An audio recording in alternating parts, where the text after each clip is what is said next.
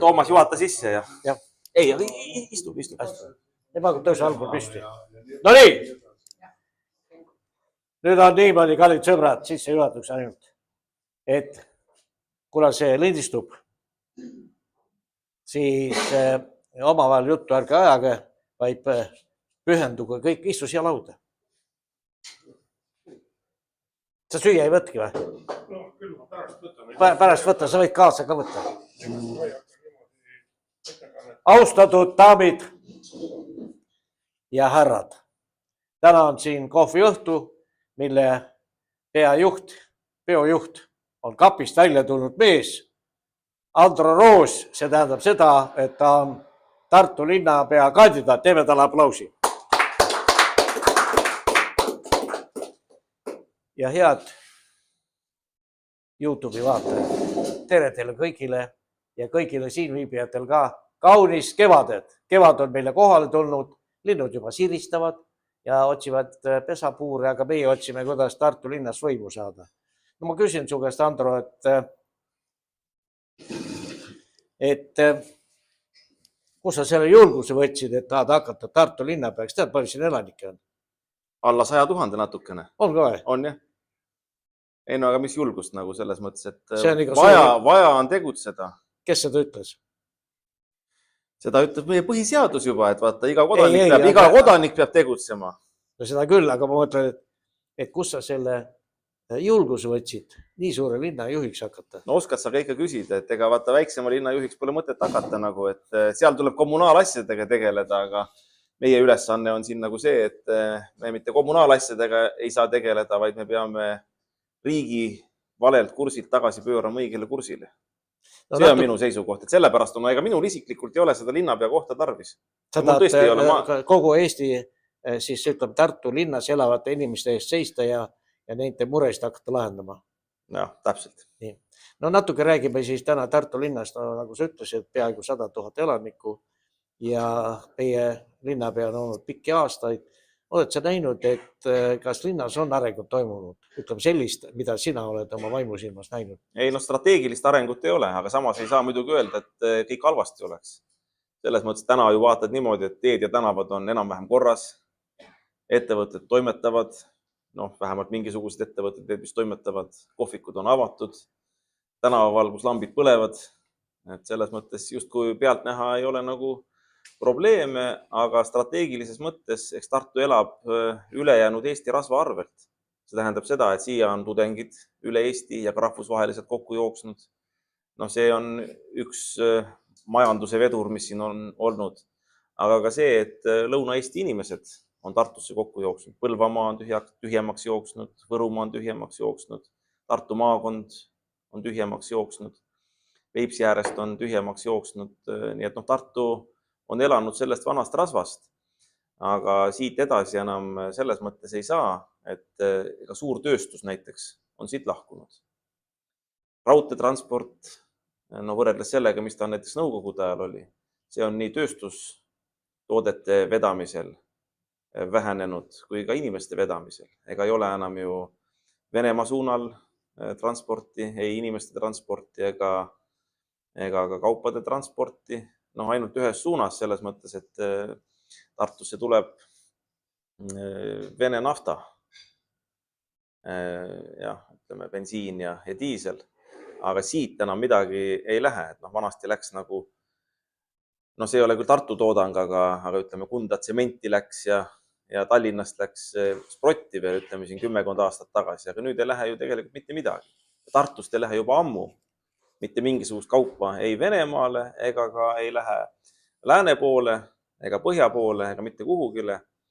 Et kaubandustööstus on nagu välja suremas. Ja need rahad saavad ka otsa lõpuks, et kui midagi ei toodeta ja kui mingisugust kaubavahetust ei ole, et siis ei olegi midagi. Tartu lennujaama ei ole tööle saadud. Lennujaam ei tööta. Tuleme tagasi veel rongiliikluse juurde. Et siin propagandat tehakse väga palju nagu sellest, et meil on mingisugune otseühendus justkui praegu nagu Vilniusega ja Riiaga ja nii edasi, aga tegelikult ei ole. Viimati vist natukene pärast nõukogude aja lõppu sai Tartust otse Riiga ja Vilniusesse. Aga nüüd on ikkagi Valgas ümberistumine. Hea küll, vist need ajad tehti nüüd niimoodi korda, et kui Tartu rong Valka jõuab, et siis järgmine Läti rong läheb nagu siis Riiga edasi pärast seda, kui Tartu rong Valka sisse jõuab. Aga niisugust ümberistumisega ühendust ikkagi ei ole. Nii et Tartu on tegelikult välja suremise äärel, et kui täna räägime sellest, et Tartul mingite elementaarsete asjade jaoks on raha, siis tegelikult abilinnapea, kes on siis koalitsiooni esindaja, ongi ilusti öeldud näiteks Tartu planeeringu ja arengu komisjonis, et alates tulevast aastast igal aastal maamaks hakkab Tartus tõusma 2 korda. See tähendab seda, et kui sa täna maksad 400 eurot, siis aasta pärast 800, 2 aasta pärast 1600, 3 aasta pärast 3200, 4 aasta pärast 6400 ja 5 aasta pärast üle 12 000 euro aastas maamaksu. See tähendab seda, et Tartu rahakott on väga tühi. Kuskilt ei ole enam võtta, hakatakse võtma sealt, kus mitte mingil juhul võtta ei tohi.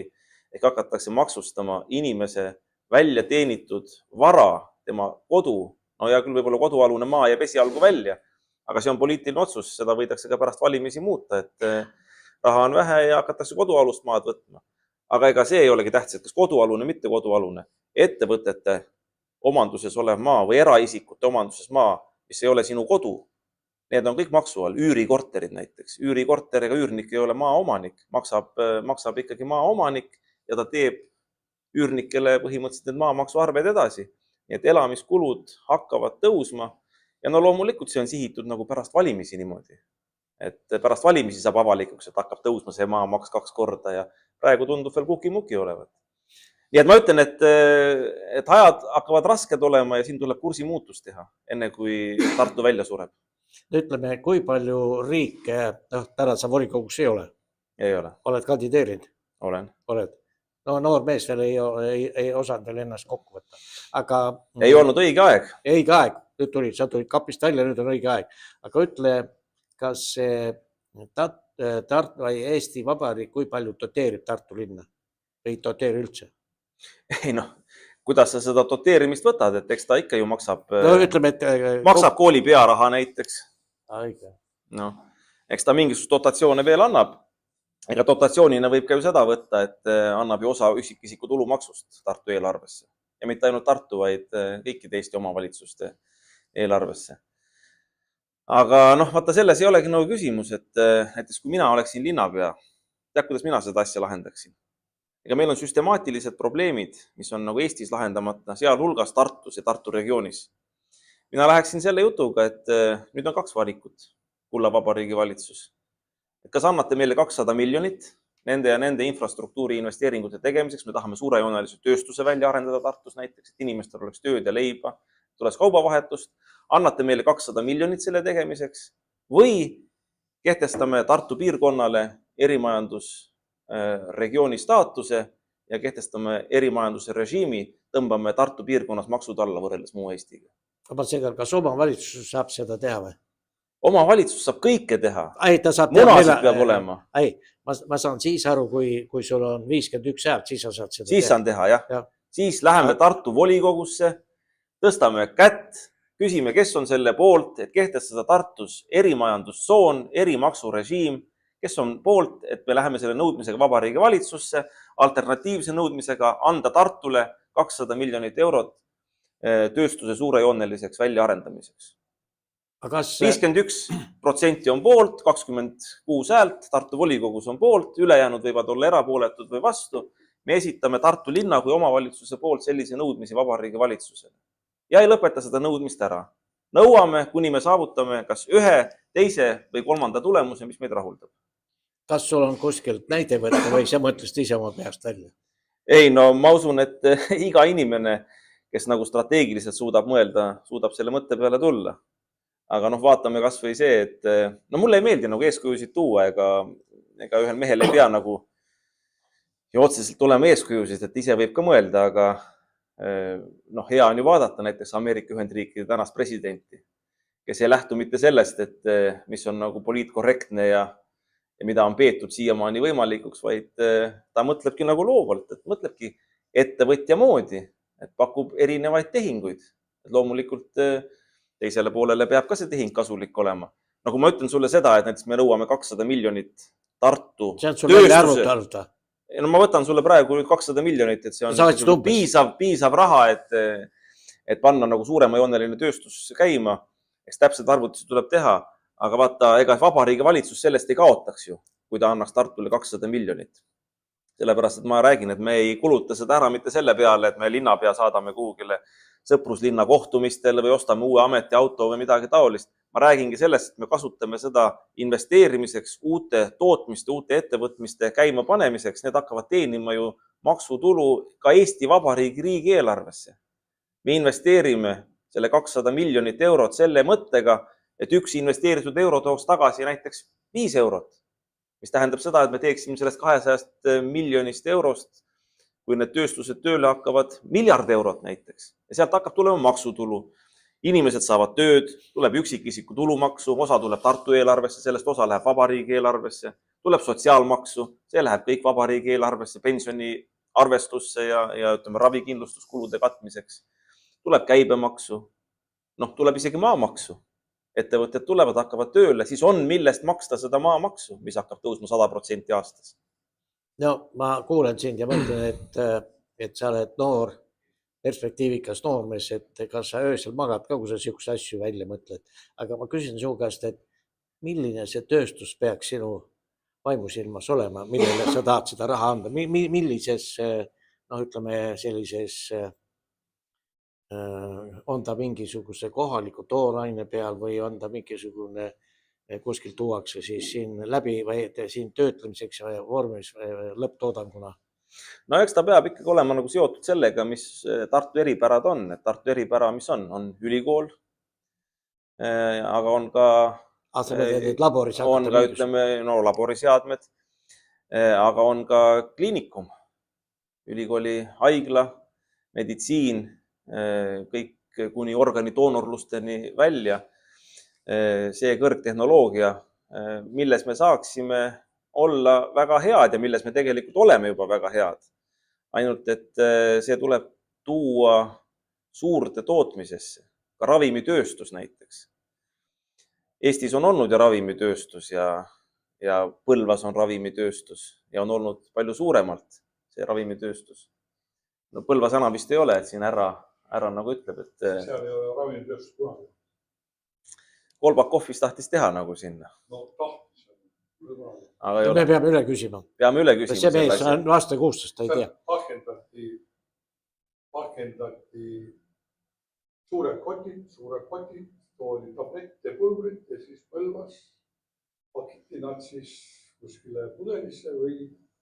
No siis midagi ikka oli. See ei ole tööstus, see on lihtsalt pakendati. No selge. Ütleme, et lihtsalt ütleme nagu panti, nagu sa ütles, pakendisse. No see on ka ikka, ta on ikkagi, ütleme, selle otstarbet täidab ära. Aga ütleme niimoodi, et Tartu Ülikoolis kindlasti ei õpetata mitte pakendamist, vaid Tartu Ülikoolis õpetatakse ikkagi ravimiteadust ja õpetatakse kirurgiat, õpetatakse organite siirdamist, kõike selliseid asju, mis on väga kõrgtehnoloogiline ja mis saaks olla väga suurejooneliselt meie ekspordiartiklid. Kaasa arvatud see, et kui me oleme selles väga head, siis ekspordiartikkel on see, et me hakkame rahvusvahelisi spetsialiste Tartus välja koolitama, aga see on nagu tööstus selles mõttes, mis hakkab tooma meile eksporditulu, nii-öelda know-how müük. Ja loomulikult kõik kohalik tooraine, seda tuleb hakata väärindama. Metsa tuleb väärindama hakata, aga prügimajandus tuleb kontrolli alla võtta. Prügi tuleb näha ressursina. Mina näiteks näen seda, et Tartu kodanikud ei peaks maksma prügi eest, vaid pigem tuleks nii teha, et prügi kas tasuta kokku korjatakse Tartu pealt või isegi makstakse väikest tasu prügi äraandmise eest, sest prügi on kaasaegses maailmas ressurss. Nii et mina lahendaksin neid asju nagu sedapidi. No sa tead, et Tähtveres Tartu Agros toodetakse biogaasi just siis selle sõnniku ja mis mingi veel on, ma täpselt ei tea, aga nii et seda tuleks laiendada, pluss see, et selles Põllumajandusakadeemias on väga head laborid laborid, kus saab neid arendada ja enam kasutada, kui neid seni on tehtud. Sest paljud ei teagi sellest midagi. No aga ma küsin, et kui seda... Aga vaata, siin ongi see, et Tartu Agro käest tahetakse maad ära võtta.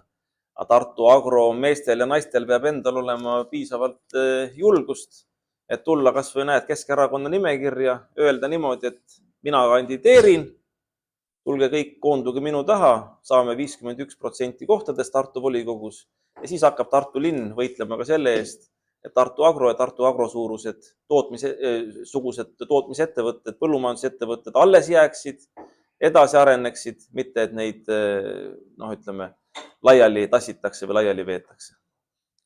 No vaata, selles suhtes oli sul õige, et kui mõni siis mõtles, et mis hakkame maad kasutama. Tartu linnal on siis endine Tähtvere vald, kus on see Tartu Agro ja rida teisi veel, ma ei tea, kas katsejaam seal töötab veel, et neid hakata kasutama just kõrgemal tasemel ja nagu sa ütlesin, tuua sisse siis spetsialiste. Need mõtted on õiged, aga ma nüüd küsin, et valimised on 19. oktoobril, et seni on meie vastaskandidaat Reformierakond väga mõnusalt ja hästi kasutanud e-valimisi, et kuidas sa selle vastu suudad võidelda, et minnakse selle, et kastid ei ole mitte niisugust tumedad ja läbipaistmatud, vaid et kastid on läbipaistvad ja inimesel lähevad pühapäevasel päeval hommikust õhtuni ainult kasti juurde hääletama, et siis sa saad tõese õiglase tulemuse valimistel. Aga nii kaua, kui Reform kasutab oma e-hääletust, no väga su unistused ja mõtted on väga head, aga siis see ei realiseeru. Kuidas sa seda suudad ära blokeerida? Nii kaua, kui tänane valitsusjuht ei kutsu siis valimiskomisjoni esimeest ja ütled, lõpetame ära. 2 minutit sulle aega, kirjuta avaldus ja e-hääletamist lõpetame ära. Ega mina üksinda ei saagi seda lõpetada. Aga näed, teeme täna saadet siin, inimesi on tulnud ja kõik peame nõudma nagu seda, et e-valimised ära lõpetatakse. Praktilise poole pealt 4. aprillil tuleb siia samasse kohvikusse rääkima Märt Põder, e-valimiste entusiast ja kes on nagu vastustanud nende e-valimiste korraldamist, et see ei ole turvaline ja et kui turvaline ei ole, ei saa ka ju veenduda selle aususes. Aga ta tuleb mitte ainult rääkima ja lobisema sellest, vaid tal on ka konkreetsed ettepanekud, mida meie kodanikena saaksime hakata tegema. Nii et valimised on ees, võitlus alles algab. Keskerakond on kindlasti vastu e-valimiste sellisel kujul, nagu seda täna tehakse korraldamisele, sellepärast, et see ei taga nagu kuidagi läbipaistvust ega ausust, et sellest ei piisa, et kui öeldakse seda, et tegemist on ausate valimistega, et selleks, et valimine oleks legitiimne, ta peab olema kontrollitav. Et ta tõesti ka nii on, et ta väljendaks seda, mida ja keda inimesed valinud on. Nii et mida me nõuame? Me hakkame nõudma läbi oma esindajate valimiskomisjonis seda, et valimiskastid, ka füüsiline hääletamine, paberil hääletamine oleks aus, et valimiskastid oleksid läbipaistvad. Ja me hakkamegi, ühesõnaga, kõike sõjaplaane ei saa ära rääkida, aga meil on väga konkreetne plaan, kuidas muuta, isegi kui valimiskomisjon e-valimised lubab kohalikel omavalitsuse valimistel 19. oktoobril ja enne seda eelvalimiste ajal, et siis kuidas seda rahva poolt teha niimoodi, et vähemalt osaliseltki need e-hääled, mida antakse, oleks kontrollitavad. Ja muidugi, me kutsume inimesi üles paberile hääletama. Ma panen isiklikult bussi tööle Tartus, me hakkame inimesi viima valimisjaoskondadesse ja me igal pool kutsume üles, et pange lips ette, pange ülikond selga ja nii nagu vanal heal ajal valimispäev on pidupäev, lähme ja hääletame paberil nagu kord ja kohus, nii nagu meie põhiseadus ette näeb. No ma mõtlengi, et Tartu on küllaltki kompaktne, välja arvatud siis Tähtvere vald, mis teile nüüd juurde tuli. Aga seal sa saad bussiga inimest ilusasti, seal on 3700. Seal ei ole ka väga palju inimesi. 3700 vist oligi. Et Tartu on kompaktne, siin on küllaltki hea, aga see organiseerimine, et jõuda iga inimeseni, tahad e-hääletada, ei taha. Aga täna ta kasutab sellepärast seda, et see on mugav, saab hommikul vara juba IT-kaarti sinna sisse lugejasse lugeda ja ära hääletada ja rahulikult magab minna või siis kõht täis süüa. Aga et kuidas selle kõiki nende inimestel seda informeerimist on vaja, et kuidas sa selle suudad ära teha, et sa kõik see, ma ei tea, palju siin valijaid on Tartu linnas? No 60 000 ikka. 60 000. Et kuidas jõuda nende 16 000 inimeseni, et neid informeerida. Kui neid informeeritud ei ole, siis tahtis ma ei lähe valimagi. Ega ma kõike sõjaplaani sulle ära ei räägi siin nagu selles mõttes. Et täpselt see, mida ma ütlesin, niimoodi me hakkame tegema. Me hakkame võitlema selle vastu ja me juba võitleme. Sina oma saadetes ju võitled. Näed, me paneme plaan B kanalile üles. Need saated vaatavad teinekord isegi 10 000 vaatajat. Ma usun, et ega paljud nendest on need, kes on eelmistel valimistel hääletanud elektrooniliselt. Aga sellel valimisel ta ei lähe hääletama elektrooniliselt. Me teeme vastu propagandat, me selgitame inimestele, miks seda teha ei tohi. No ütleme, et see, mis sa rääkisid, see on ikka, minu jaoks on ta utoopiline, aga ta on väga realistlik. Seda on vaja teha. Jah, et kui Tartule see võimalus anda ja see raha leitakse, siis ma arvan, et elu läheb hoopis kordades paremaks inimeste jaoks. Ja inimeste asi on ainult õigel päeval tulla valima ja toetada sinuga. Aga kuidas see nimekirja teeb? Palju see nimekirjas peab olema?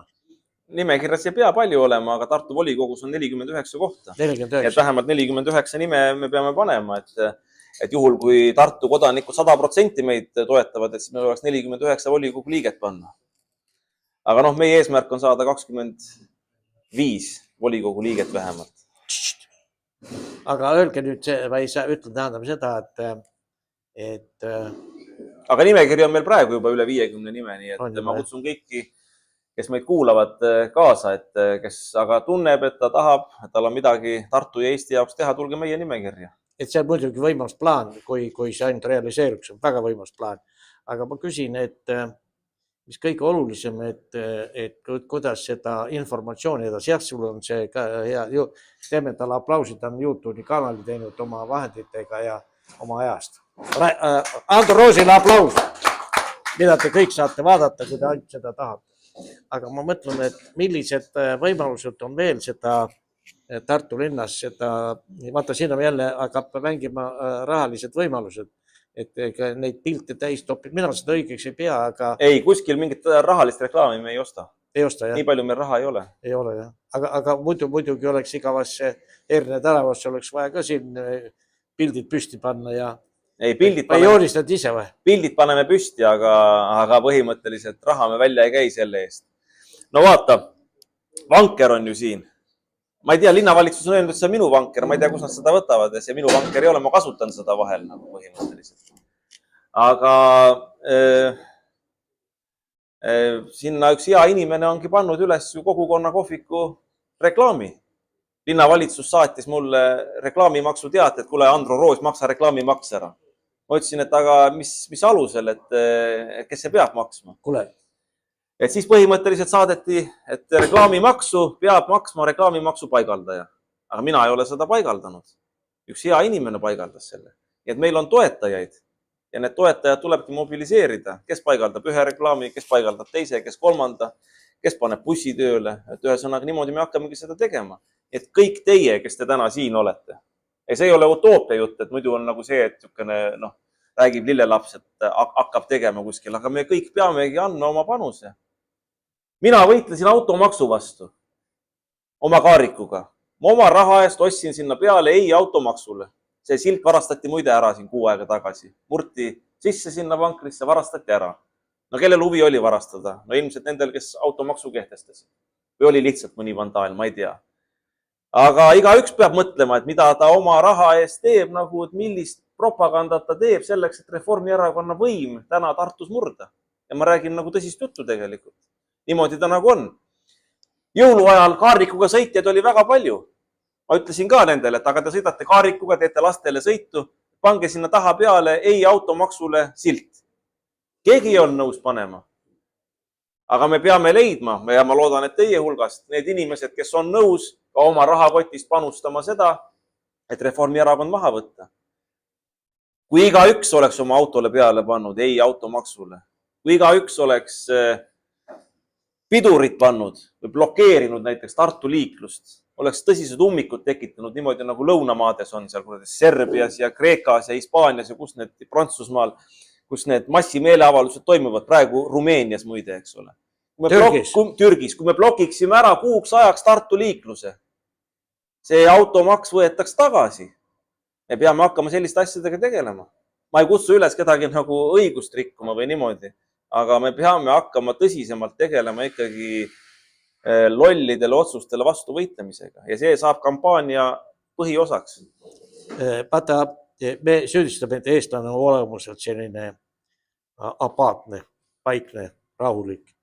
Ja aga ma eile vaatasin Aktuaalses Kaameras, Türgis on seal rahvas kogunenud tänavale, et Erdogan pistis selle linnapea siis kahtlustatuna korruptsioonis sinna puuri ehk vanglasse ja kus rahvas tuli 10 minutiga, olid nad kõik tänaval ja naine ütles, kui me täna ei võitle oma demokraatia eest, siis me oleme kõik ahistatud. Aga Eestis on ammu meid ahistatud. Meile surutakse igast makse peale, Eesti riik kulutab raha, kõige rohkem, ma vaatasin, kõige rohkem raha Euroopa Liidus kulutanud Taani ja järgmine on Eesti. Et milleks ja kui seal Ungari ja Saksamaa on 14. ja veel, miks me peame selliste asjadega tegelema, mis meile mingisugust kasu ei too? Mitte mingisugust, me hakkame varsti sõnum sellest teemal ka rääkima. Aga ma ütlen, et miks te inimest ei taha tulla võitlema ise enda eest, oma õiguste eest, vaid istute kodus ja vahite niisama seal telekast või lolle vilve, mida normaalne inimene ei vaatagi. Miks? Ma ei tea, ma ei tea, naus vastus, me peame sinna suunama nagu selle. Miks te vaatate, miks te olete sellised, eks ole? Miks te ei seisa? 10 000 vaatajat tuleb, aga kus need 10 000 siin on? Kodus on hea protestida, eks ole, aga tule siia. Ja ära tule ainult siia, tule tänavale. Miks Andro peab võitlema, et automaksu ei tule? Aga teil ei tee selle jaoks mitte midagi. Ei oska isegi Andro ütelda, aitäh. Tead, aga seda vankri postitust, tead palju vaatas seda vankri postitust? Ei tea. Seda vaatas 30 000 vaatajat. Meil on 30 000 automaksu vastast. Aga kus nad kõik on? Need tuleb valima tuua, need tuleb tänavale tuua. Teie peate tulema. Ja mis on, et miks Keskerakond? Sa oled Tartumaa piirkonna esimees. Aga ükski teine erakond ju ei võitle. Kas EKRE võitleb Tartus? Ei. Ei võitle? Eesti 200 võitleb? Ei võitle. Isamaa võitleb? Ei. Reformierakond võitleb? Mitte kunagi. Sotsid? Ainult homode eest? Jah. Ainult, mis ma ütlen, et kui võtta niimoodi, et see Eesti 200 on Reformierakonna kloon. Reformierakond filiaal tõi ta häältega sisse ja siis, ärge seal praegu, ja siis nad tulevad, räägivad, nagu mis ta nimi oli, see Kristiina Kallas. Pensionärid, me ei jõua neile maksta. Ma kuulasin, kui ta esines stuudios, et nad et riigil pole raha. Võta sõjakulutused maha ja saab kõikidele pensionäridele maksta. Ja mine sinna oma sefi juurde ja tõmba küür selga, nagu sa tõmbasid järgmine päev Mihkli ees, peaministri ees ja ütles, et ega mul selliseid mõtteid ei olnudki. Aga mis sest pleraku sul ei ole neid mõtteid? Nii, ma küsin veel sinu käest Tartu linna kohta, et Reformierakond tahab seda siurut ehitada. Meil on olemas kõik teatrid, meil on kinod olemas, meil on kohvikud. Näed, siin on kohvik. Milleks seda siurut? Palju seda raha tahetakse kulutada? 100 miljonit. Tänastes hindades. Tule taevas appi, kallid inimesed. Pärast valimisi on 200 miljonit. Ja 100 miljonit varastavad ära. Et milleks on seda siurut vaja ja rikkuda ära Tartu kesklinn, kus on rohelus, kus ma tulin üks päev sealt läbi, inimesed istuvad, võtavad päikest niimoodi ja naudivad Tartu linnas, see on nende võimalus. Ja miks ära võetakse, milleks seda siurut on vaja? Oskad sa ära seletada rahvale? Ei, üle tee siurust üle tee või sükust üle tee on Vanemuise teater, mis on pooltühi. Kultuuriministeeriumi kaudu riigieelarvest pressitakse sinna raha sisse. Ma ei ütle seda, et seda ei pea pressima, aga me hakkame rääkima, võib-olla mitte täna, aga me hakkame rääkima ka sellest, et vaata, kuulsid, Trump likvideeris ära või tahab likvideerida ära haridusministeeriumi. Me peame ka Eestis ära likvideerima haridusministeeriumi ja kultuuriministeeriumi peame ära likvideerima, enne kui me hakkame haridusministeeriumit likvideerima. Tahad, ma ütlen, miks? Sellepärast peame kultuuriministeeriumi ära likvideerima, et kultuuri teevad inimesed, sina, mina, meie kõik, aga kultuuri ei tee ametnik. Me ei pea riigi raha suunama selleks, et seda palkadega ja mingisuguste fondidega välja suunatakse riigieelarvest maksumaksja taskust toetama, vaid kultuuri tulebki teha. Inimestelt tuleb maksukoormus alla võtta. Siis on inimestel käia raha kohvikus, oleks siin 3 korda rohkem inimesi, siis on inimestel käia raha teatris, võiks ka isegi rohkem maksta teatripileti eest, on kontserditel võimalik käia ja seda saaks teha turutingimustel. Ei peaks tegema niimoodi, et näed, sina, Toomas, teed endale teatri. Võib-olla sul on seal väga head teatritükid. Võib-olla sa oskad väga hästi näidelda või leiad sinna väga head näitlejad. Aga kuna sa riigi toetust ei saa, siis sina pead panema teatripileti hinnaks 100 eurot. Niimoodi. Aga kõrval on riigiteater. See saab sussa-mussa kultuuriministeeriumi käest toetusi. Tema paneb 10 eurot. Inimesed sinna lähevad, kuigi seal näidatakse võib-olla sellist lillat homovärki, eks ole, mandunud asja. Inimesed sinna lähevad, seda nimetatakse kultuuriks, aga sina teed hea teatri, riigi toetust ei saa, sinu 100 eurose pileti peale ei tule mitte keegi. Vaat selle lollaka olukorra me peame murdma ja haridusega on täpselt sama. Ja vaata, sükust me hakkame pihta. Oota, ta on Süku või Siuru? Mõlemat, ta on mõlemat. Ta on Paabel ka veel, 3. nimi. Heal lapsel mitu nime. Kelle idee see on? Ma tean, et reform... Vaata, see on see, 100 miljonit läheb sinna sisse. Aga kui me 100 miljonit võtaksime ära, see 100 miljonit tuleb selle arvelt, et kui Vanemuise teater on täna juba pool tühi, siis edaspidi on ta veerand tühi või veerand täis, ütleme niimoodi. Ei ole Vanemuise teatril külastajaid, ei ole Siurul külastajaid. Näituse saalid on tühjad, Siuru võtab ära, Siuru on tühi, ülejäänud näitussaalid on tühjad, kontserdisaalid on tühjad, sinna pidi 3 kohvikut tulema. Need kohvikud on tühjad, aga need võtavad ära ka olemasolevate kohvikute klientuuri, sest ega rahvaarv ei kasva ju Tartus praegu, rahvaarv kahaneb. Kui tuleb 3 tükki juurde, järelikult kõigil on vähem. Järelikult keegi ei majanda ära. Ja ühesõnaga, seal tuleb kütta, seal tuleb elektri eest maksta, seal tuleb töötajatele palku maksta. Muide, juhataja on juba tööl, sellele makstakse päris korralikku palka. Kes see maksab? Tartu linn. Tartu linn, miks see maksab palka inimesel, kes midagi tee? No võt, see 100 miljonit, see tuleb taotleda mina, kui ma saan linnapeaks. Esimene päev hakkan taotlema Riigikogult, et võetakse see otsus tagasi, mis on Siuru või Süku toetamiseks ja antakse see Tartu eluasemefondile ja ka Tartu linna eelarve rahad tulevad Tartu eluasemefondile. Ja Tartu eluasemefondi alt me hakkame toetama noori peresid, kes on nõus järgmise 5 aasta jooksul saama perelisa laste näol. Sünnib uusi lapsi, kes järgmise 5 aasta jooksul on valmis saama perelisa, saama täiendava lapse. See saab näiteks, ütleme, 10 000 eurot korteri soetamiseks, maja soetamiseks, maja ehitamiseks. Me hakkame loomulikult ülejäänud Eestist ära tõmbama inimesi. Rahvaarv hakkab kohe tõusma, aga hakkab ka loomuliku sündivuse kaudu tulema juurde nii Tartusse kui ka seeläbi ju Eestisse uusi linna kodanikke. Ja kui hakkab korterite ehitus, hakkab majade ehitus, vaata sa küsisid alguses sellega, et mis tööstus siin hakkab, siis on ju vaja ehitajaid. Inimesed saavad tööd, saavad leiba, maksavad maksu riigile ja Tartu eelarvesse. On materjalitööstus tarvis. Ühesõnaga, terve uus majandussektor saab jalad alla endale. Inimesed saavad kodud, Tartusse tuleb uusi elanikke, sest meie programm on see, et järgmise inimpõlve jooksul Tartu ja Tartu linna regioon peab kasvama 100 000 pealt 250 000 peale. Me teeme Tartust 250 000 elanikuga linna. Meeldib sulle või? Väga. Või mis te arvate sellest inimesest? Head YouTube'i kuulajad, kas on midagi teist valida Tartu linnapeaks kui Andro Roos? Andro Roos! Et ma mõtlen, et kelle vaimusilmas see Siuru või Süku või mis ta oli sündis. Keegi pidi selle idee välja käima. Ju keegi saab ehituslepinguid. Ju keegi määrab võib-olla isegi, no see on minu haige vaimusünnitus, et ehitus hinna kallimaks, kui tegelikult läheb. Siis tehakse toetusi võib-olla parteikassasse kuhugile nii edasi oma liikmetele, toetajatele.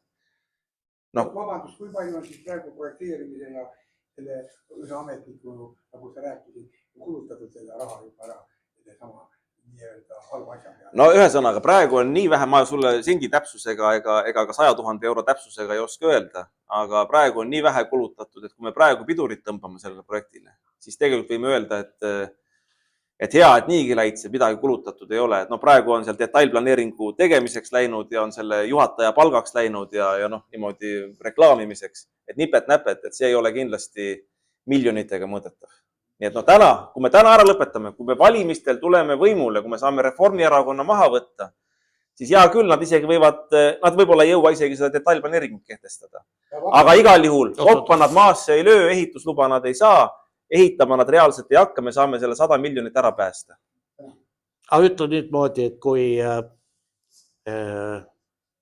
ütleme, millal see, kas sel aastal võib see planeering tulla veel volikokku? Ei, planeering isegi las nad kehtestavad, ega planeering ei tähenda seda, et ehitama peab hakkama. Planeeringu kehtestamine, see ei ole midagi. Tähtis on see, et sügisesel valimistel Reformierakonna saame maha võtta, siis päästame 100 miljonit ära ja teeme uue planeeringu sinna. Planeeringu tegemine võtab 9 kuud, see ei ole mingi probleem, muuta planeeringut või ka tühistada see planeering. Ütleme, et kui selle Siuru idee välja käis, ma ei tea, kes see käis, sellelt võib-olla kursis, kas informeeriti ka linnakodanikke, et mis te sellest arvate, küsiti nende käest? Ei, no ikka küsiti, selles mõttes, et avalik arutelu oli ja detailplaneering avalik arutelu. Aga see on siuke küsimine, et Toomas, kuule, mis sa arvad? Sa ütled, sa oled vastu. Paneme kirja, sa oled vastu. Ikka kehtestame. Ei, kirja panevad, aga ta ei arvesta sellega. Ma näen, kuidas Aktuaalne Kaamera teeb. Küsib tänavalt inimese käest. Kui ta ütleb mitte sobivalt sellele küsijale, siis seda lihtsalt ei näidata. Ma ei tea, kuidas siin oli. Aga ma ise mõtlen, kas kallid inimesed, kas te ise mõtlete oma väikse peaga või suure peaga, ma ei tea, milline teil otsus on, et taolised asjad kahjustavad kogu linna elanikkonna huve, nad on rahaliselt kallid ja kulukad, et miks te ei mõtle selle peal või et teil on, nagu paljud ütleb, mul ükskõik. Vaat kui sellest mõtlemisest mul ükskõik lahti saame ja tekib selline emotsioon, nagu sinul täna siin on, et siis me saame elus edasi minna, muidu me ei saa. Kui on meil pidevalt käega löömise melu, et kõik on nagu nii seal ja midagi teha ei saa. Saab küll, näed Andro Roos on nii palju ideid välja käinud, et katsuge seda kõike endale meelde jätta ja valimispäeval õige mees valida. Aamen, ma ei oska muud öelda selle kohta. Tardumusest tuleb lahti saada. Pistke pea külma vette ja hakake tegutsema. USA president Trump toona ütles, mees on mees ja see, kes on seal kõrval, see on naine ja teisi ei ole. Milleks on vaja mingi homosid ja lesbisid. No kui nad tahavad, vanasti olid nad kuskil pimedas, võib-olla las sebivad. See tähendab ühiskondlik rahva suundumus, arusaam peab olema mees ja naine. Trump sai sellest aru. Ameerika Ühendriigid on maailma suurim riik. Jah. Kui seal mõeldaks niimoodi, mis meie siuksed väiksed kilud hakkame siis siin siis temale. Ma näen, kuidas iga päev Trumpi kritiseeris, Astrid Kannel, tema on põhiline Trumpi kritiseerija. Sa oled seal uudislugeja, loe uudiseid ja sa ei arva, kas Trump tegi midagi valesti või õieti. Et ma küsin, et kuidas me seda suhtumist siin Eesti riigis saab muuta. Et mees on mees ja naine on naine. Ei, asju tulebki hakata nimetama õigete nimedega. Kes see teine suudab elu edasi viia, kui ikkagi nagu see, et selleks, et elu jätkuks, selleks on vaja mida? Naist ja meest, kes saavad lapse ja koos nad on perekond. Ja perekond on ühiskonna algehituskivi. Mees ja mees kokku ei ole perekond. Mees ja mees kokku võivad olla 2 head sõpra oma vahel. Aga laps sünnib mehe ja naise suhtest, abielust. Ja vaat seda on vaja riigil toetada. Kui sa tahad olla homo, ole homo oma enda hobiks, ega igaüks on oma patuga üksinda. Tahad pattu teha, tee pattu. Aga pattu tuleb hakata nimetama ka patuks. Aga tee, kui tahad, kui see sinu hobi on. Aga riik ei saa toetada sellist asja, mis riigi ja ühiskonna elu edasi ei vii. Riik saab toetada ainult sellist asja, mis ühiskonna jätkuvuse ja arengu tagab. Ja sellepärast ongi, mees on mees ja naine on naine ja koos nad saavad lapsi ja see on perekond. Ja see on riigi alustala. Mitu kirikut Tartus on? Ma ei ole lugenud. No ütleme, piisavalt, on. Et kas tänased või sina tulevane valitsejana tahad kirikut kasutada selleks, et nad tuleksid appi, et inimesi natukene, ütleme,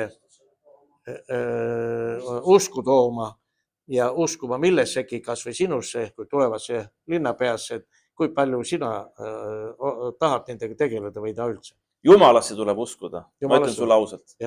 Sellepärast, et see on täiesti vale lähenemine. Nii noor mees ja nii kindla sõnaga. See on täiesti vale lähenemine, kui öeldakse seda, et rahva hääl on Jumala hääl. Iga inimene on vastutav Jumala ees, iseenda südametunnistuse ees ja Jumala ees, nagu ka riigijuhid on vastutavad. Mitte eeskätt rahva ees, vaid Jumala ees. Igaüks peab vaatama nagu seda, et ta teeks õigeid tegusid ja see ei ole nagu mingisugune kirikujutt. Et kirikud ausalt öeldes, ega täna ütleme see linna ja poliitikute ja erakondade koostöö usuga või kirikutega on nagu see, et lubatakse kiriku katus ära parandada ja kiriku uks ära parandada. Aga vaata,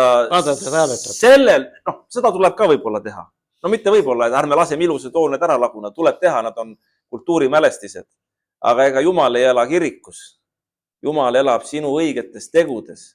Õigeid tegusid tuleb teha. No me rääkisime, mees on mees, naine on naine. Küsimus ei ole ju selles, et kaks meest püüavad last saada. No nad ei saa last. See on loodusseadus. Loodusseadus ehk Jumala seadus. Mees ja naine saavad lapse. 10 käsku. Sina ei tohi varastada. Meie ühiskonnas varastatakse. Valetatakse ja varastatakse. Eksitakse veel 2 käsu vastu 10 käsust. Kas meie ühiskond läheb edasi? Kuhu meie ühiskond jõudnud on sellega? Raha hakkab otsa saama. Tuleb uusi, suuremaid valesid välja mõelda. Et ühesõnaga siit me läheme niimoodi ja vaatame, et need 10 käsku, need peavad olema täitmiseks igale tartlasele ja igale eestlasele ja igale maailma kodanikule. Need ongi Jumala seadused, mida tuleb järgida. Sa oled vastutav Jumala ees ja mina olen vastutav Jumala ees. Me kõik oleme vastutavad Jumala ees.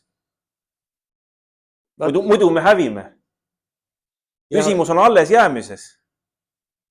Tartlastena, eestlastena.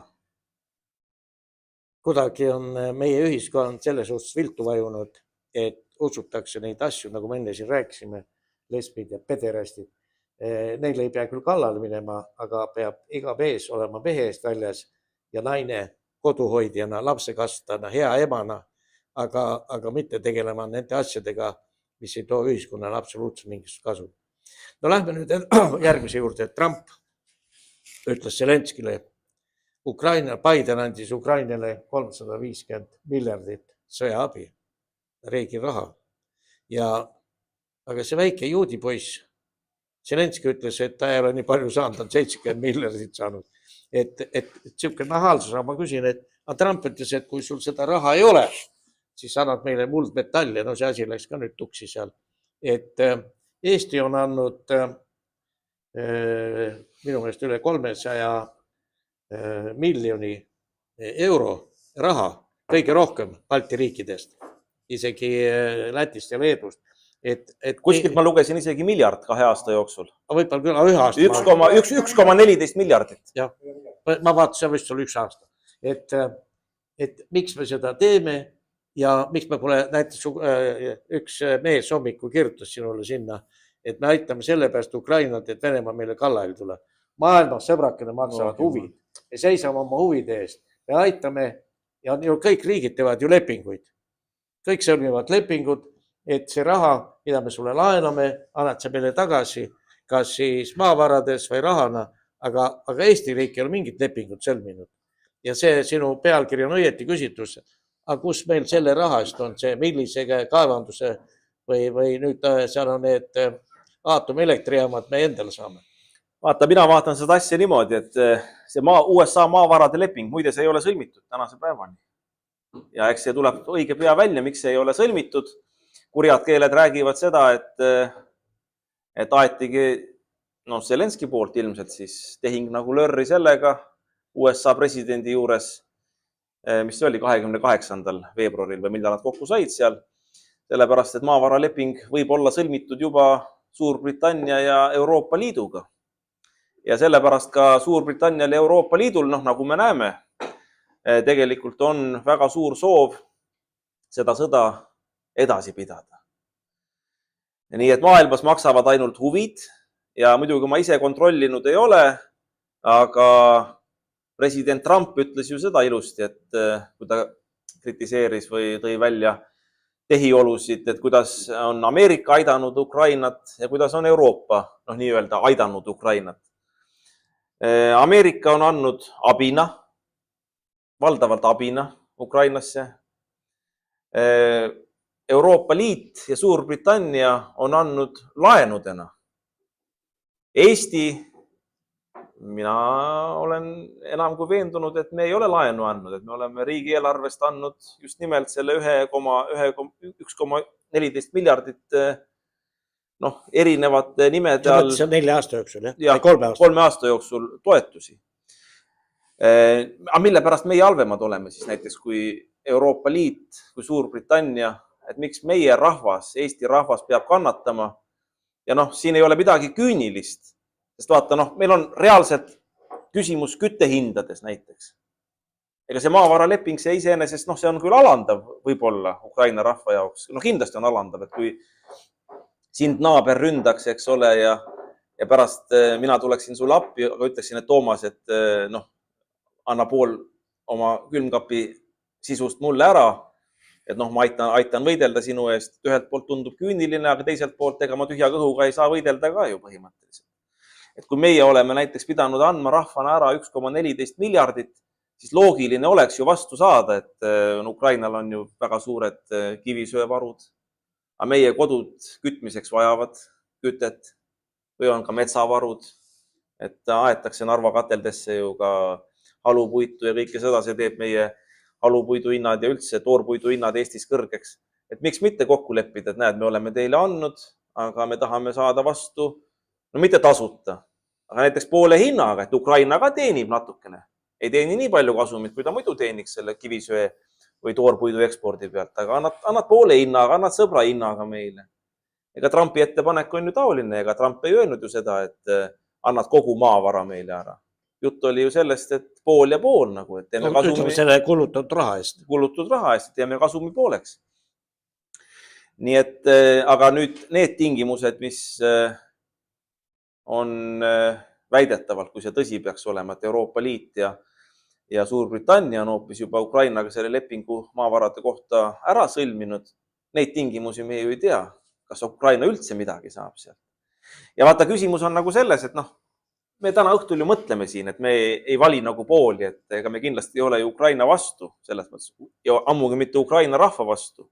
Sest kui me mõtleme selle peale, et ükskõik kes meile kallale tungiks, olgu ta ida poolt või olgu ta lääne poolt, ükskõik kes põhjast lõunast, me ju ei tahaks seda, eks ole, et me igal juhul tahaksime säilitada seda elulaadi, mis ta siin meil on ja selles mõttes on ka Ukraina rahva võitlus ja tegevus kõik nagu arusaadav.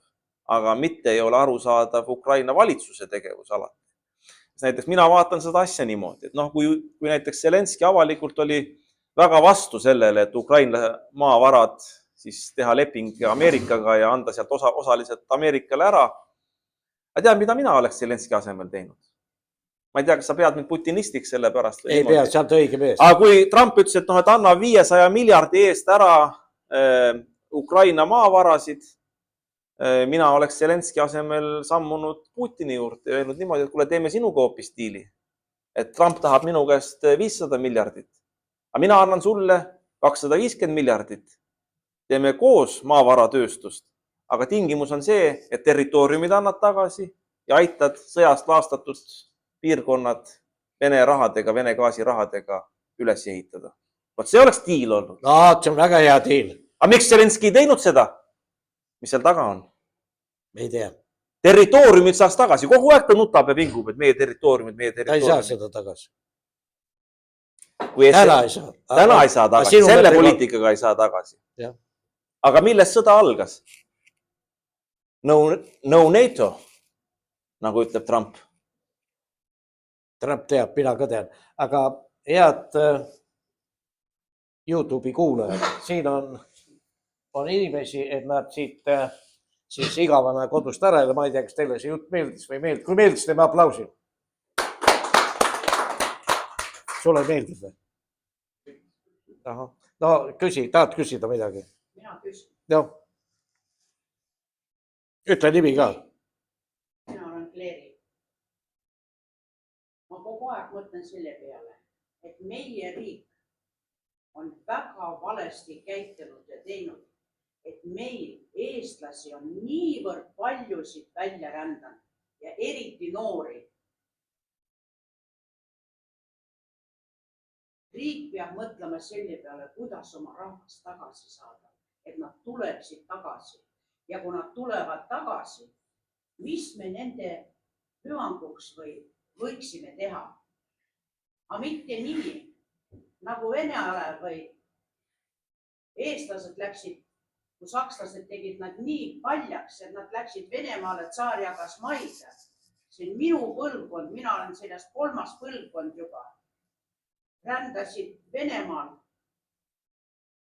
Ja kui nad hakkasid siia Eestisse tagasi tulema, passis kirjutatud Estonka. Aga sa pead tõestama, et sina oled ikka eestlane, et sinu vanemad on siin. Teine asi, ja kui nad tulid siia, mitte millegiga vastu ei tultud, ei antud neid korterid, ei antud mingisugust toetust. Vaata ise, kuidas hakkama saab. Ja mina jälle ütlen tänu Nõukogude Liidule, et mina 3. põlvkond sain siia niimoodi tulla, et mul ei olnud vaja otsida mööda. Kuule, tema tahab linnapeaks, mitte Eesti Vabariigi peaministriks. Kõik linnapead ja kõik, kes kuuluvad, need kuuluvad ikkagi vabariigi ülemnõukogusse või kuidas öelda. Ei, ülemnõukogu enam ei ole. Aga küsi, tema tahab linnapeaks saada, ta ei taha praegust veel peaministriks saada. Ei, aga vaata, tal on õigus. Tal on selles mõttes ju õigus. Vaata, et eriti kui siin selle sõja ohuga on nagu hirmutatud ja mina arvan, et ilma asjata hirmutatud, siis täna Eesti Vabariigi mõtteks on ju saanud nagu see, et ikka räägitakse, et noh, kellel raha on, mingi oske Hispaaniasse, maja või korteri, mingi Kreekasse. Aga kas me 33 aastat tagasi sellepärast saime siis iseseisvaks, et eestlastel oleks võimalik kodumaalt välja rännata ja Hispaanias õnnelik olla ja Kreekas õnnelik olla ja Itaalias õnnelik olla, aga mitte Eestis õnnelik olla. See on selge, et eestlane peab olema Eestis ja tartlane peab olema Tartus. Miks sa peaksid tahtma, kui sul elu oleks normaalne, kui normaalne elu oleks tagatud? Miks sa peaksid tahtma kas või Tartust ära kolida või Eestist ära kolida? Siin peaks olema tööd, siin peab olema leiba ja no sellest ma räägingi. Me peame uuesti töökohad tagasi tooma, tööstuse tagasi tooma, elu tagasi tooma. Tartu linnas. Tartu linnas, praegu Tartu linnas. Nii, kes tahab veel küsida? On julgeid? Ma küsin. Täna raadiost kuulsin, plaan on säärane. Oota, nimi oli kuidas? No, sõitsin autoga raadiost. Ei, mis su nimi on? Paavo. Tema on tubli mees. Nii.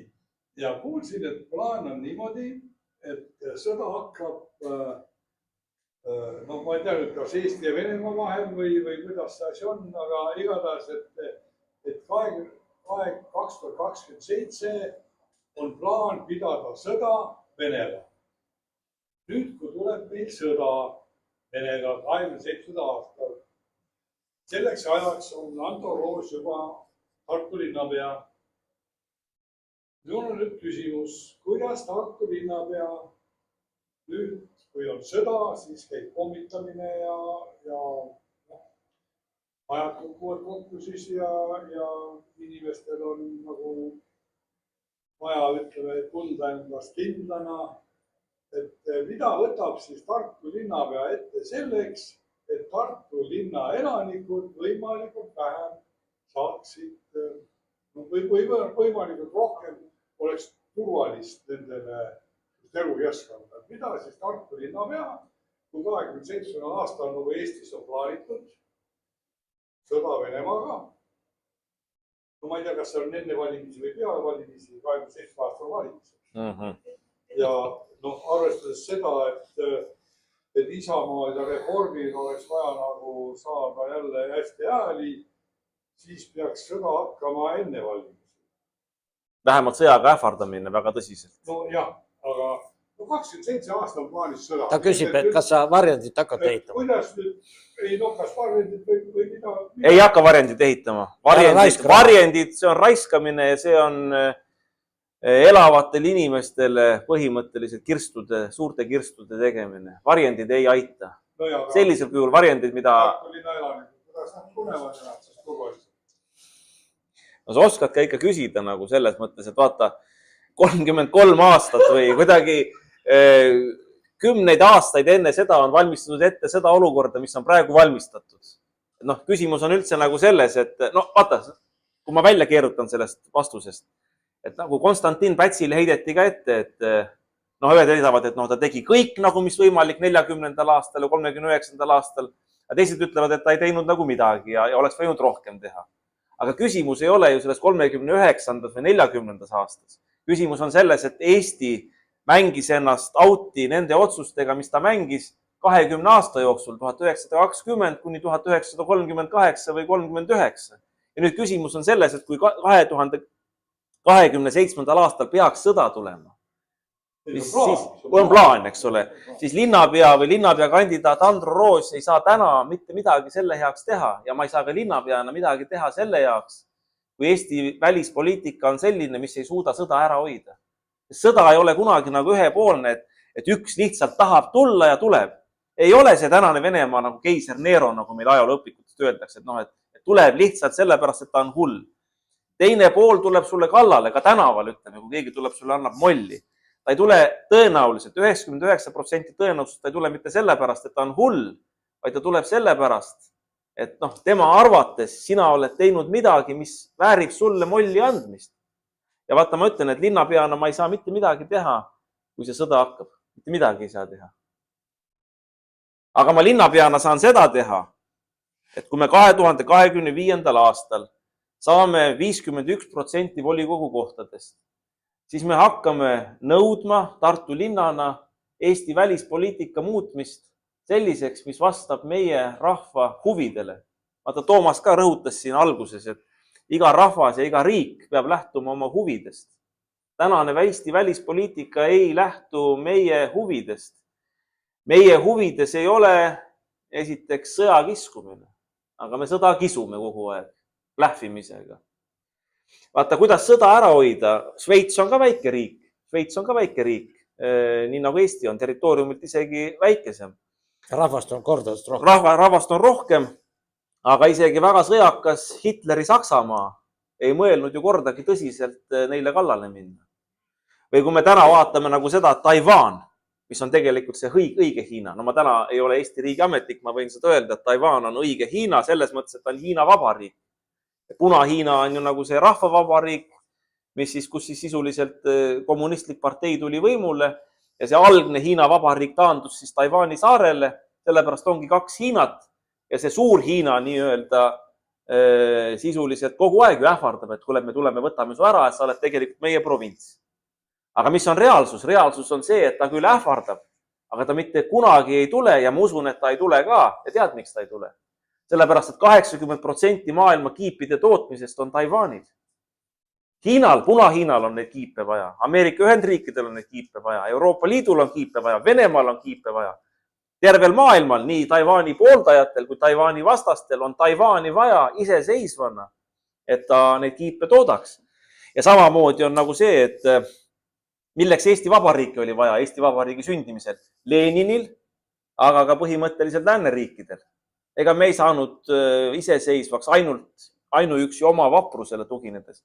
Me saime tänu sellele, et Jumal lõi ajaloolise situatsiooni, kus Eesti rahvas sai oma vahvust näidata ja kus nii Venemaal, endisel emamaal, kui ka lääneriikidel oli tarvis iseseisvat Eesti Vabariiki. Sellepärast meenutame, Lenin smuugeldas Tsaari Venemaa kulda läbi Eesti, iseseisva Eesti Vabariigi läände ja läänel Föderaalreserv on ju loodud väga paljuski tuginedes Tsaari Venemaa kullale, oli tarvis osta kokku odavalt venelaste ja Vene tsaari õukonna kulda.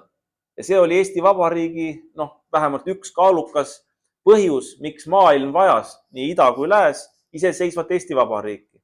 Probleem oli selles, et see kulla smuugeldamine sai otsa ja Eesti Vabariigil, meie ise muidugi arvame, et me oleme väga tublid ja head ja siiamaani arvame, et me oleme väga tublid ja maailmale vajalikud. Aga nagu me näeme, et meie see endine peaminister läks ju Euroopa Komisjoni sinna välisesindajaks, ei ole teda isegi seal kõrge koha peal nagu tarvis. Naerab teda välja Venemaa, naerab teda välja Ameerika Ühendriigid ja ei arvesta teda ka väga paljud Euroopa Liidu liikmesriigid ise. Ja vaata, küsimus on selles, mida ma Tartu linnapeana saan teha. Ma saan teha selle, et me Tartusse loome sellise kõrgtehnoloogilise tööstuse, mis püüaks olla vajalik ka rahvusvaheliselt, nii läänele kui idale. No näiteks, mida ma pean silmas? Organidoonorlus. Ma kujutan ette, et näiteks, kui me suudaksime välja töötada nagu sellise korraliku tööstuse, no see on ainult spekulatsioon, nagu ma lihtsalt võtan ühest otsast nagu kinni. Ja me suudaksime kunstorganeid toota, mida on vaja nii Venemaal, mida on vaja nii Ameerika Ühendriikides, teistes Euroopa Liidu liikmesriikides, kui me suudaksime suurejooneliselt selle välja töötada. Siis ma usun, et see oleks kõige parem tagatis, kui selline või mingi taoline tööstus oleks, et ei Venemaa ei ründa ega ka keegi teine ei ründa sõjaliselt. Meie majandus ja meie, ütleme, unikaalsus, et me suudame toota midagi tervele maailmale vajalikku, see päästab meid ära sõjast, mitte see, et me kaitsekulutusi suurendame. Või siis punkreid ehitame. No ma ise mõtlen, et selle sõja teema käis välja Taani peaminister. Ma ei tea, kas ta oli Putiniga ühes kohvilauas, et ta teab, et kas poole aasta või 2 aasta pärast Venemaa ründab Balti riiki. Siis Trump on öelnud, Eesti kuulub NATOsse ehk kes on NATO juht, USA. Ja mitte kunagi Venemaa ei ründa Eestit. Et see on loll jutt ja ärge jumala pärast sellega head inimest tegelege oma isi asjadega või pisiasjadega või suurte asjadega ja kõigepealt tegelege, et Andro Roos saaks Tartu linnapeaks, sest see mees väärib seda. Ja teiseks, et katsuge tulla tänavale ja võidelda selle eest, et automaks ja teised maksud kaotataks. Kui te näita jõudu, jõuetus ei ole sõbrad jõud, ainult jõud maksab. Ja kui te välja ei tule, istute oma nende, mis samad kerrade peal, siis ei juhtu mitte midagi. Ja jätke see sõjahüsteeria jutt ära, mingit sõda ei tule. Ja see, et Eesti tahab lihtsalt raha jagada ja sealt jäävad ikka näpud rasvaseks, siis ärge selle lollusega kaasa minge. No nii, kes tahab veel küsida? Noh. Jah, minu nimi on Toomas. Näed, üks Toomas veel. Kui Andro Roos saab Tartu linnapeaks, siis minu arust need valimised on iga 4 aastat. Et minu arust on 4 aastat liiga lühike periood, et kõik see suur segadus, mis siiamaani on korraldatud, korda saada. Et mida saaksite teha selle jaoks, et ka teise valitsusaja oleksite Tartu linnapea edasi? No aga kui me teeme õigeid asju, kas siis teisi erakondi üldse tarvis on? Või kas siis üldse erakondi tarvis on, kui me teeme õigeid asju? Mina olen nii ütelda parteitu, ma ei kuulu ühtegi erakonda ja minu esmatähtis ei olegi erakond, vaid on inimene, kes seda asja eest teha.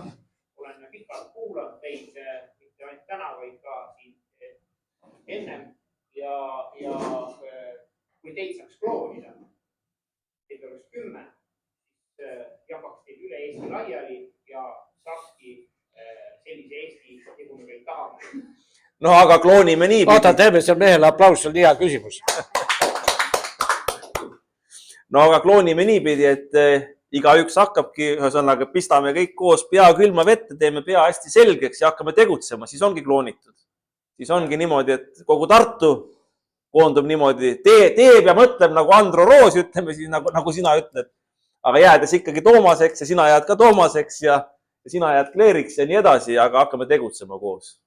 Mina ei tea, kust on tulnud tänapäeva noortel see komme, eks see kodust ole, aga kui me näeme televiisorist, kuidas mujal riikides inimesed astuvad tänavale oma õiguseid nõudma, siis meie noored võtavad meelsamini kohvrisanga kätte, lähevad Austraaliasse, Inglismaale, Soome ja ütlevad, rumalad olete siin nõme Eesti, vaielge edasi, et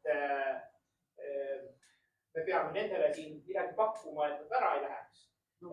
Kusjuures kunagi, ma ei mäleta, kes sellel ajal oli peaminister ja president, kas see oli 2014 äkki või oli see kampaania, et kutsuda rahva tagasi. Kusjuures mina olen ka oma ringi peale teinud mööda Norrat ja Soomet. Ja tagasi ma ei tulnud mitte nende kutsel, vaid enda pere põhjustel. Aga kui me nad tagasi kutsume, nüüd me lasime nad jälle minema, sellepärast et etteotsa sattus üks sõjaprintsess, kes, te teate, kellest jutt käib, kes arvas, et tema ja maailm ja sõitis sellest Eesti riigist üle, korraldas siin täieliku kaose, nüüd võttis sama selga ja põgenes ära Euroopa Liitu ja nüüd vaatavad kõik kaugelt, nii nagu LHV omanikudki vaatavad kaugelt, mis seal lõmedas Eestis toimub, aga raha voolab nende taskusse. Jama, kuidas lõpetada. Ei, no tuleb lõpetada ja õige. Ja mis puudutab üleüldse erakondi, siis kas te teate mõnda töötajat, palgatöötajat, kes läheb tööle ja ütleb, et ma täna tööd ei tee, aga raha ma tahan saada. Või et näete, ma tegin 6 aega tööd, aga mul see hästi ei õnnestunud, aga palka ma tahan saada. Sama on ju Riigikoguga. Terve 6 aega nad vaidlevad seal ja saavad palka, aga tulemust ei ole. Minu arust peab selle tegema tulemuspõhiseks selle palga, et nad on miinimumpalga peal. Ja kui nad saavad viivad ellu selle, mis nad lubasid, siis saavad nad tulemustasu. Ja kui seda ei ole, siis olgugi miinimumpalga peal edasi. Et miks teile makstakse sellist palka 6000 ja nii edasi ja siis tavatöötaja niimoodi, et tema peab miinimumpalka töötada. Et mina selle poolt ei ole. Vaat see mees on, vaata, ta on avara silmaringi. Teeme veel talle aplausi. Et ta on maailmas käinud, Soomes, ma ei tea, Rootsi, kus sa veel oled käinud. Sa oled elu näinud ja sa ei istu ainult oma kerade peal, vaid sa mõtled, mida teha selleks, et Eestis elu paremaks läheb. Aga vaata need, kes on siin pikalt istunud ja oma kerad ka laiaks vajutanud, nendel ei tulegi enam mõtteid pähe. Ja nad löövadki käega. Ma räägin nendega, ta ütles, et niikuinii midagi ei muutu. Põhja-Norras, kus ma olin 3 aastat, ütlesid Norrakat niimoodi, et kõik see Norra riik, mis jääb Trondheimist ülespoole, võib venelastele ära anda, sest nemad ei pea seda Norraks, et nii mõttetu olema. Siis tekib küsimus, et mida see Venemaa selle Ukraina seljas sõdele. Näed, Norra tahab poolt ära anda niisama, nii kui linna. No jah, vaata, siin 2 asja, mis mul tuleb kohe meelde, et kui ma veel Tartu Ülikoolis töötasin teadurina, siis ükskord mul juhtus üliõpilasleht kätte või ülikoolileht või mis see oli nagu seal. Ja ma imestan, et seal siukses lehes nagu Kuivikute lehes üldse siuke artikkel oli, aga ma kinnitan, et artikkel oli umbes siukene, kus intervjueeriti ühte keskkooli lõpetanud poissi, keda ülikooli vastu ei võetud. Ja ei võetud vastu, aga samas ta kirjeldas nagu seda, et vaata, toona ei olnud veel nagu 3D printereid ja see ei olnud nagu laiatarbe kaup, et nüüd võib igaüks netist tellida endal ise. Aga see poiss ütles niimoodi, et nojah, et tead, et ma ise tegin 3D printeri, panin kodus hädapärastest asjadest, panin 3D printeri kokku ja printisin välja tolmuime ja niimoodi ja teisi neid kodumasinaid ja asju ja teen nagu siuksed asju, aga Tartu Ülikooli mind jah vastu ei võetud. Aga vaata, see ongi nagu see, et miks noored nagu ära lähevad. Et tegelikult sellised noored, selline poiss, kui see oli avastatud, see oleks tulnud tõsta kohe Eesti või siin Tartu Ülikooli teadlaste ülemaks. Tema oleks pidanud hakkama seda teadustööd juhtima. Aga praegu istuvad ju kuivikud nagu põhimõtteliselt ülikoolides ja mitte ainult ülikoolides, igal pool istuvad, linnavalitsus istuvad kuivikud ja ministeeriumites ja igal pool võimustruktuurides istuvad kuivikud. Mina vaidlen vastu. Väga õieti, et Tartu Ülikool teda vastu võetud, sest et mida teevad need filoloogid või siis seal inglise keele õpetajad või mingisugused siuksed vennad selle 3D printeri või siukse poisiga. See poiss oleks seal tippi minema. Ta läks valesse kooli. Läks valesse kooli. No jah, aga vaata, isegi nõukogude ajal isegi oli Tartu Ülikoolil oma seadmete labor. Ja isegi vabariigi ajal oli veel vägevam labor enne 1940. aastat. Tartu Ülikool ise tootis arstiteaduskonnale ja mis teaduskonnad tal kõik veel olid, mis tehnikat vajasid, mõõteriistasid, tootis nendele ise mõõteriistasid. Täna on niimoodi, et arsti, vaata, ma isegi kritiseerin arste. Väga tublid tippkirurgid, eks ole.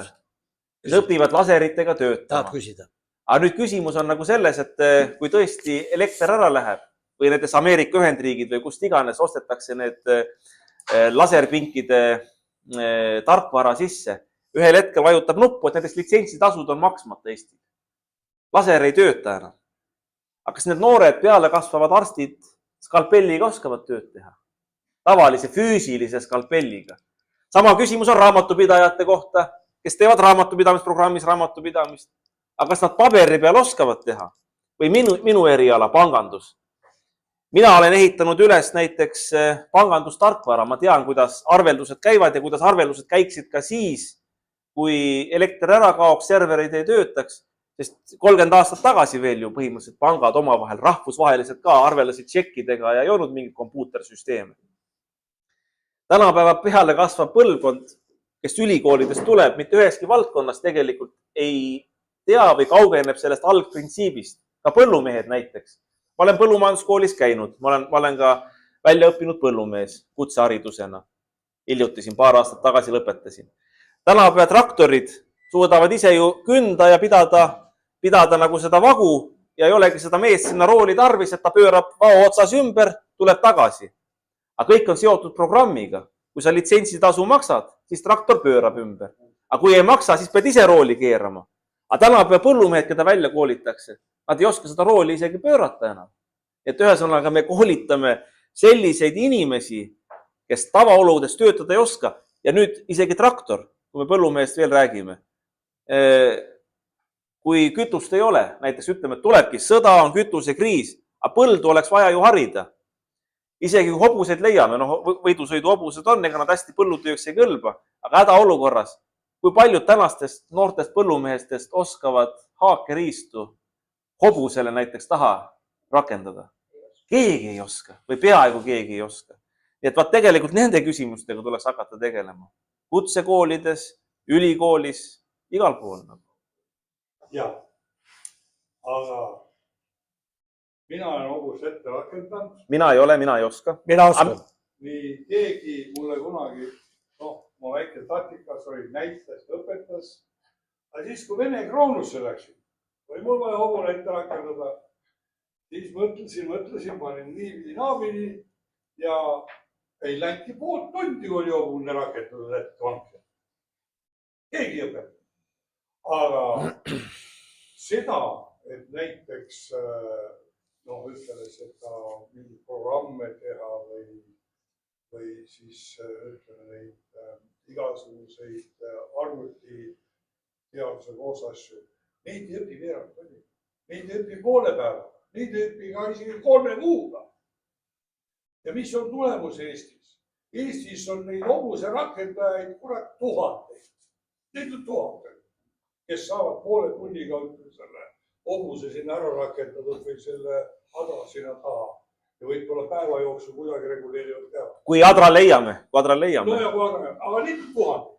Aga neid mehi praegu on niimoodi, et PISA testi või mis kurat lehest lugesin, oli niimoodi, et need matemaatik või eksamite tulemused venekeelsetes koolides, kus on eesti keeles peal õppima, nende matemaatika tulemused on kõik peaaegu nulliväärtused.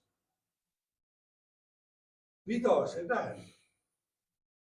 See tähendab seda, et me oleme praegusel juhul sadu noori inimesi, kes oleks võinud matemaatikat õppida, aga kuna nad ei saanud matemaatikast eesti keeles aru, siis nendel jäi see õppimata.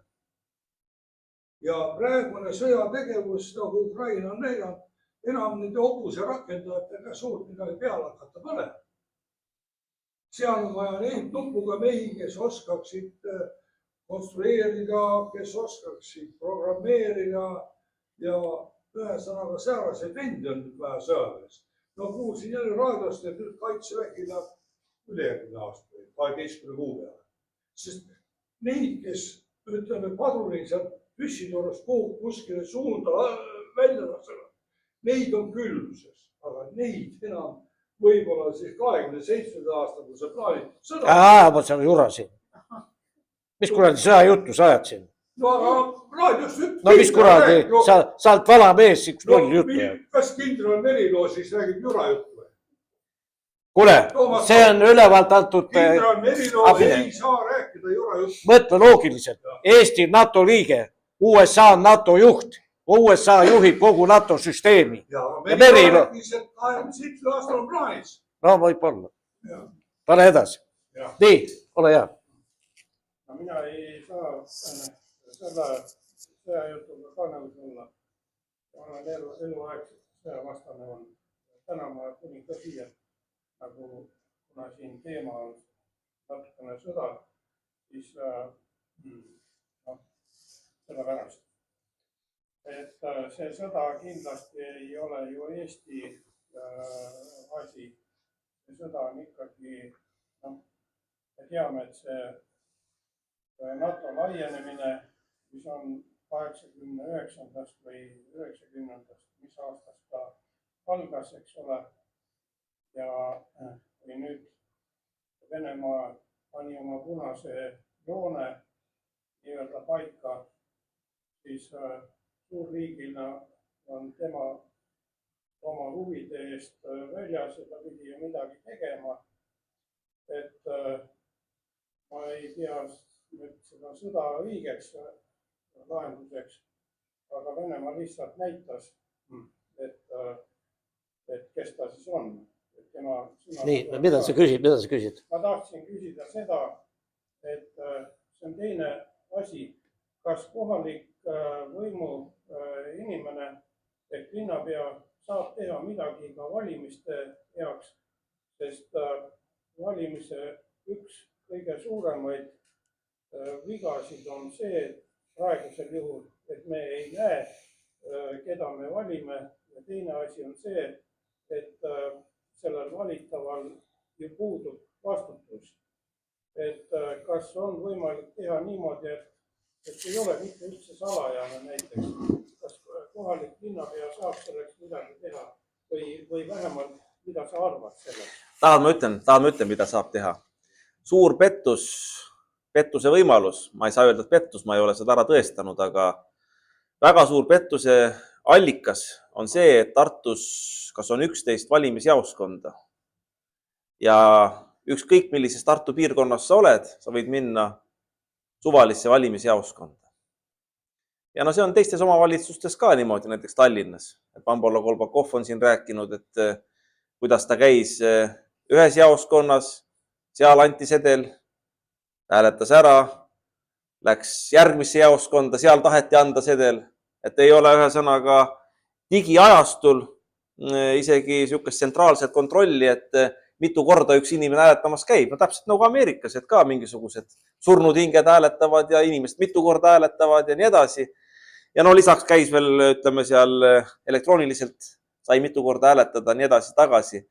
Vaata, mina linnapeana kindlasti kaotaksin Riigikogu valimistel ära selle süsteemi, et sa võid ükskõik millisesse valimisjaoskonda minna. Ikkagi pöördume tagasi vana ausa süsteemi juurde. Elukohajärgne valimisjaoskond, enne valimisi kinnitatud nimekiri, kes üldse saavad tulla sinna jaoskonda, mitte ei ole niimoodi, et üllatuslikult tuleb keegi mees veel, eks ole, kirjutama nime juurde ja võib-olla lõpuks ongi see olukord, et inimene on 3 korda hääletamas käinud. Noh, siis sotside poolt või ma ei tea kelle poolt, eks ole. No tõenäoliselt. Ma usun, et Keskerakonna ja EKRE toetajad vast keskmiselt on ikka vist ausamad. Mul on siuke tunne. Võib-olla ma eksin, aga Ameerika näitel küll nagu ikkagi need, kes mitu korda hääletasid, need olid rohkem demokraatide pooldajad. Nii et vast on Eestis sama. Ja et selle asja ma kaotaks ära. Seda saab teha. Ja nagu ma enne ütlesin, läbipaistvad valimisurnid. See võib tunduda väike asi, aga ma arvan, et valimised ei pea mitte ainult olema ausad, vaid nad peavad ka näima ausad.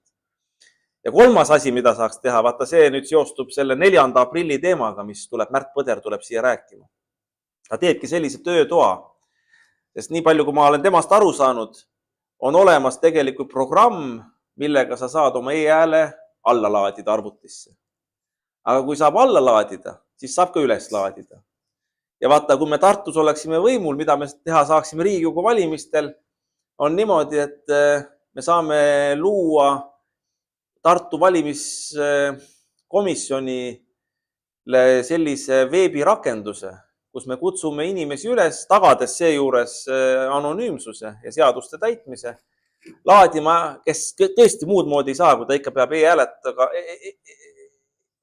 e-hääle kaudu nagu hääletama, eks ole, laadima üles oma hääle, et kontrollida siis seda, et kas Tartu valimiskomisjoni serverisse üles laetud e-hääled klapivad Vabariigi valimiskomisjoni e-häältega. Seda ei ole ükski omavalitsus teinud, munasid ei ole ja võib-olla ei ole mõistust, aga ma ütlen seda, et tahet ka ei ole, aga kui mina linnapeaks saan, siis mina määran, kui Märt Põder muidugi tahab, tema Tartu valimiskomisjoni esimeheks ja ta teeb selle ära. Nii et väike väljakutse Märt Põdrale ka, et ja lubadus minu poolt. Nii. Mis sa arvad sellisest asjast, et meil on see valimiste salajasus siis nagu igat pidi, aga ega ma ei lähe mingit kurja tegema, ma ei lähe vargile. Miks ma pean ennast salaja üldse hoidma? Ja minu seisukoht on ka, et valimised peavad tegelikult olema avalikud. Aga täna seadus näeb ette lihtsalt. Siis ma saan sulle öelda, et ole linnapea. Vaata sa lubasid, eks ole. Mina olen siin valinud. Sina saad näha, et mina siin valisin. Ja see on kontrollitav. Nii peaks olema. Nii peaks olema. Ma olen 100% nõus. Nii, ja sina? Ära sõjast aga rääkima. Jah, et ühesõnaga, et kuidas on siis praegu kohaliku omavalitsuse konstantsiga. Enne haldusreformi formaalinimestus oli lubatud võtta 60% järjest laenu. Aga siis koroonaliinis oli 80%. Kui kaugel on, kas on ka Eestis korralikke kohaliku omavalitsuse, kes on seda täitnud? Kui täna juba vanadekodumaksuga Tartu linn tähendab, et võtsid selle otsuse vastu ja Reformierakond umbes käskis ja ise olid kollatsioonis ja nüüd lähevad kohtusse, me peame hakkama seda puuduvat summat nõudma ja nii on nende teiste asjadega täna. Ei, nad on, balansseerivad, ikka ma seal komisjonis ka kuulen, nad balansseerivad ikka selle, lubatu piiri peal. Aga tead, mida mina teen või? Ma teen Tartule oma panga. Tartu linnapanga. Ja me tõmbame Tartu võõrpankade haardest välja ja mitte ainult, et Tartu linn hakkab seal arveldama või laenu võtma või hoiustama, vaid Tartu ettevõtjad ja Tartu inimesed ka. Sellepärast, et väga palju on probleeme sellega, et täna Eestis tegutsevad pangad keelavad väljapoole Euroopa Liitu arveldusi, just väikestel ja keskmise suurusega ettevõtetel. Suurtel ettevõtetel nad ei keela, sest suurtel ettevõtetel on raha maksta eri haldurile seal pankades ja nii edasi. Sellega ei ole probleemi. Aga just väikesed ja keskmised ettevõtjad tegelikult ei saagi eksporti teha ja oma ettevõtlust pidada, sellepärast, et pangad on neil välisarveldust ära blokeerinud. Ja Tartus me lahendame oma pangaga selle asja ära. Nii, ma tõusen püsti, ma hästi näeks. Kas keegi tahab küsida tulevaselt linna pealt? Ei ole? Mina ei taha küsida, ma tahan remarki ütelda, et üks mees ka Eesti Vabariigis lubas teha panga, Eesti panga ja see mees kalur on juba hauas ja aga nii, et Andra Roos, et kas oma tervise pärast ei karda, kui te Tartu panga teete? Sa mõtled kommertspanka või? Ei, sügispank. Savisaar tahtis ka panka teha, aga nüüd on surnud veel. Alati, iga inimene sünnib ja lõpuks sureb, nagu mis siin ikka karta, nagu tuleb tegutseda nii, kui elu on antud. Teie käisime Androga, Savisaar tegi tõesti ühispanga ja me käisime Androga Tallinna linnavalitsuse juures. Andro tahtis seda panka ära osta ja kujuta ette, talle ei antud seda võimalust, et lõhkus lihtsalt panka ära. Andro oleks seal ära ostud, sest ta on Tartu hoiulaenuühistu ära osta seal, jah. Need, kes ei tea, kes tahab astuda laenuühistusse, olge lihtsalt head inimest, astunud ligi. Me käisime kahekesi seal kohal. Kõik kõrged isikud me käisime läbi, nii palju kui seal Tallinna linnas oli. Ja meile ei antud seda võimalust. Peaminister saatis Kukele ja keegi saatis veel diplomaatist Kukele, aga tema nime me ei nimeta. Siis see peaminister oli tol hetkel oma? Jüri Ratas. Aga kas linn oli vastu või oli...